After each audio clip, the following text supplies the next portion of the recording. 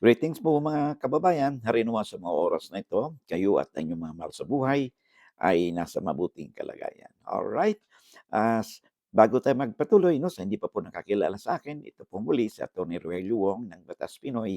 Ang ating pong channel ay isa pong legal aid public service program ng inyong lingkod in collaboration with the Integrated Bar of the Philippines, Manila Port Chapter. Alright, marami pong salamat. Oh, by the way, bago pa tayo magpatuloy, I would like to take this opportunity, no, para mapasalamatan po ang ating mga subscribers, mga viewers po natin, mga sharers po natin, ang likers, no? Especially, no, doon po sa hindi nag-skip ng ads, sabi nga nila. Thank you very much sa inyong mga suporta. At sa pamagitan po ng iyong pag-subscribe at pag-share and like po, no, sa ating mga videos ay tinutulungan po ninyo ang inyong lingkod na mapalawig pa natin ang ating advokasya na makapagbigay po ng legal na kaalaman o impormasyon, no, sa ating mga kababayan.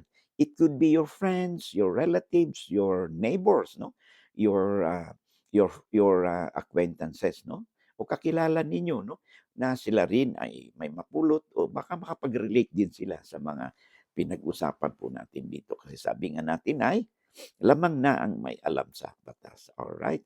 Oh, by the way, I would like to take this opportunity as well, no, para i-inform po sa inyo na ang Batas Pinoy po, meron po tayong Facebook account, no.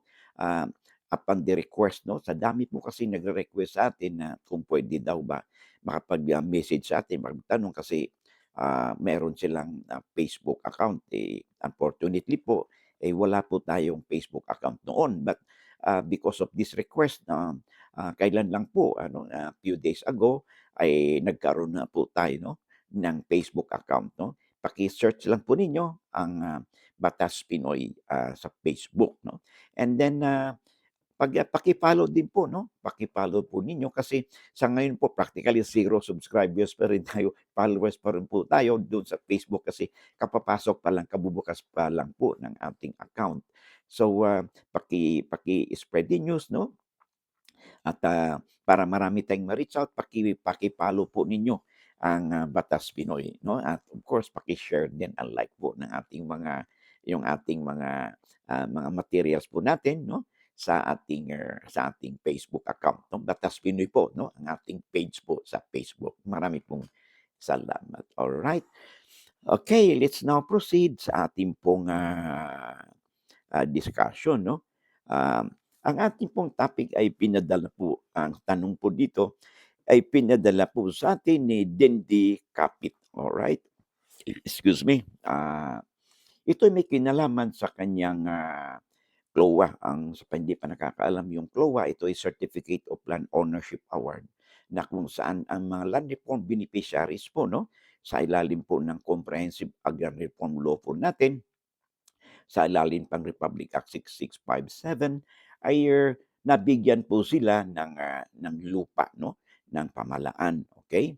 At sila ay binigyan sila ng CLOA kung tawagin, okay?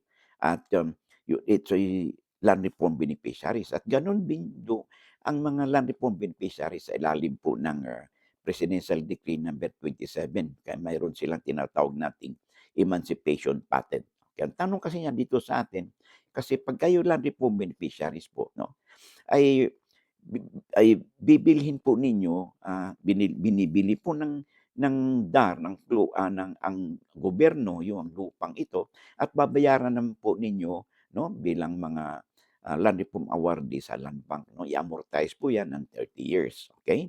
So, siyempre po, ay ang titulo po niyan, yung CLOA, ay meron pong tinatawag nating encumbrances yan or lien, no, sa titulo po nito.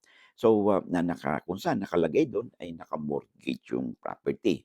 So, ito'y to give notice to the whole world na kung sakali mang if you deal with the title, no, ay ito'y nakasanla, may mortgage. So, ang tanong niya dito ngayon is, yun nga, basahin na natin. Sabi niya dito, Attorney, good AM po.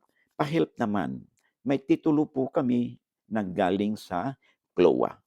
Ngayon po may nakalagay sa likod na mortgage sa land bank.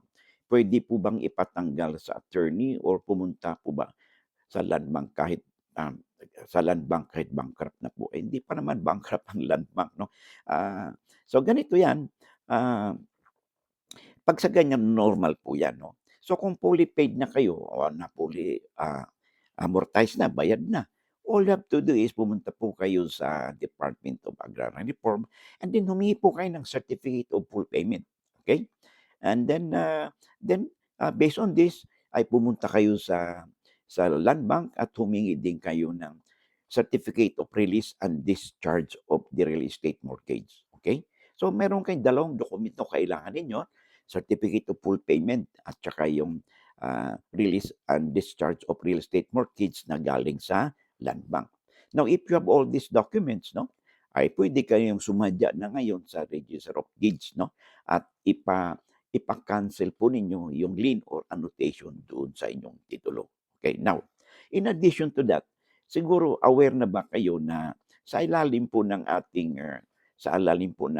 tinatawag na the new, Agrarian Emancipation Act sa ilalim ng Republic Act 11953 ay yung pong mga land reform beneficiaries 'no, sa ilalim ng PD 27 na may emancipation patent or yung may CLOA.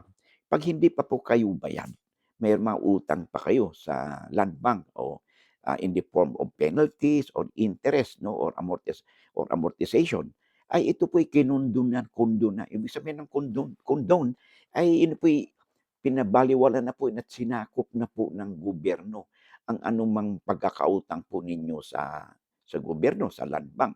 So based on this, wala nang babayaran pa ang mga qualified, ulitin ko po, qualified land reform beneficiaries na mayroon pang utang o pagkakautang sa land bank. So ang gagawin ninyo 'no, kung kayo may utang pa 'no, sa land bank ay makipag-ugnayan kayo sa pinakamalapit na office ng Department of Agrarian Reform at tingnan po niyo do'n kung whether or not kayo po ay qualified 'no, dito na mag-avail dito sa batas na ito na kung saan, kung anong pagkakautang meron pa kayo ay quits na kumbaga.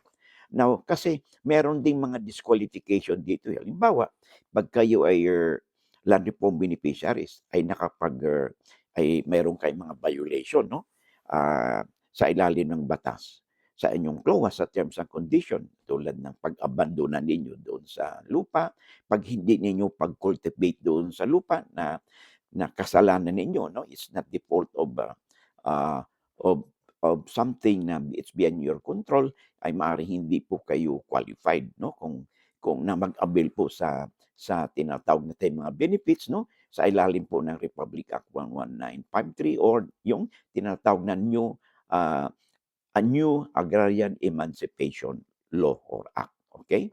So i-check po ninyo 'yun. 'Pag gano'n, humingi kayo ng Certificate of Coverage 'no, sa DAR na kung saan ay sinasabi doon na hindi na kayo ay qualified na mag-avail ng the new Agrarian Emancipation Act, kuha kayo ng certificate dito, and then pumunta po kayo sa land bank, okay.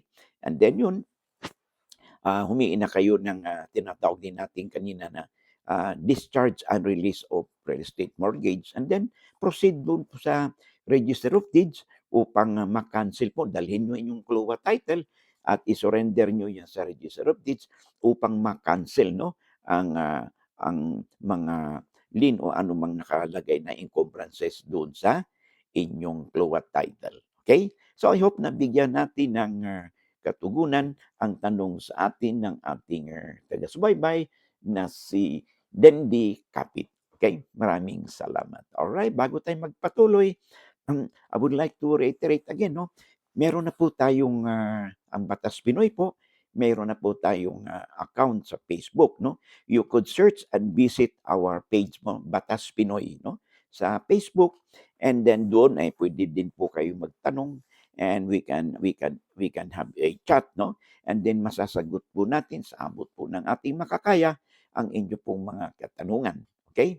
So paki-spread out po 'no, paki-spread out po 'no sa inyong kaibigan, kamag-anak 'no, at saka sa ating kakilala po ninyo 'no, at saka sa mga viewers po natin 'no na nanonood po 'no, na meron na po tayong ang Batas Pinoy po, meron na po tayong Facebook account. Paki-search lang po 'no, ang page po natin sa Facebook na Batas Pinoy. At paki-subscribe naman po, paki-follow naman po ninyo ang ating, ang bago nating page 'no, kasi as of now 'no, kung di po ako nagkakamali kasi kabubukas lang po ng ating, Facebook account at the time na nag-record po tayo nag-usap po tayo sa panahong ito 'no, at this very moment. So, paki-help us 'no, spread out the news 'no, sa inyong kamag-anak, kaibigan, kakilala o inyong, neighbors 'no, o yung mga subscribers natin, mga sharers po natin, ang likers po natin. Pakitulungan po ninyo ang inyong lingkod na mapalawig pa natin ang ating advokasya. So, dalawa na po ang ating platform ngayon, bukod po sa YouTube ay mayroon din po tayong, account po 'no, page po dito sa Facebook, okay. Maraming salamat sa inyong pagtangkilik at saka sa inyong oras. I hope to see you again 'no, in the next video po natin. Maraming salamat and God bless.